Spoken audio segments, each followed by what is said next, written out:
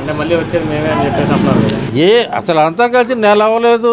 నువ్వు ఏం తప్పులు ఉన్నాయని వాళ్ళ గురించి రాగలుగుతావు? అసలు నీ మీద ఉన్న కేసులేంటి? సిబిఐ వాళ్ళు రేపొద్దున్న నిన్ను పిలిస్తే నువ్వు ఉచ్చపోసుకుంటా పరిగెత్తాలి కోర్టుకి. ఇన్నాళ్ళ మట్టి ముఖ్యమంత్రి పదవి అడ్డం పెట్టుకుని 3500 సార్లు నువ్వు వాయిదాలు వేయించుకున్నావంటే న్యాయస్థానంలో మామూలుడికి ఇది జరుగుద్దా అని చెప్పేసి సుప్రీంకోర్టులో ఎవరో రిట్ వేశారు. అన్ని సార్లు అతనికి వాయిదాలు ఇచ్చారు. మరి కేజ్రీవాల్ని ఎందుకు వేశారు లోపల? ముఖ్యమంత్రి హోదాలో ఉన్నవాడిని ఇంతవరకు ఇండియాలో లోపలేసింది ఒక కేజ్రీవాల్నే.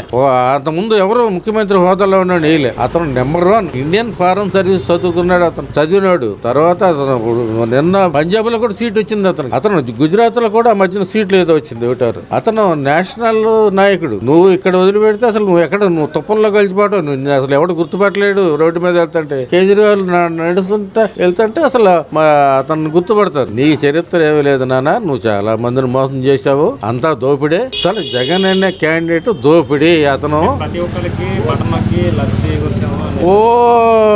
ఆడమ్మ మొగుడు సొమ్మిచ్చాడా అని అడుగుతున్నారు. నన్ను అడిగారు చాలా మంది.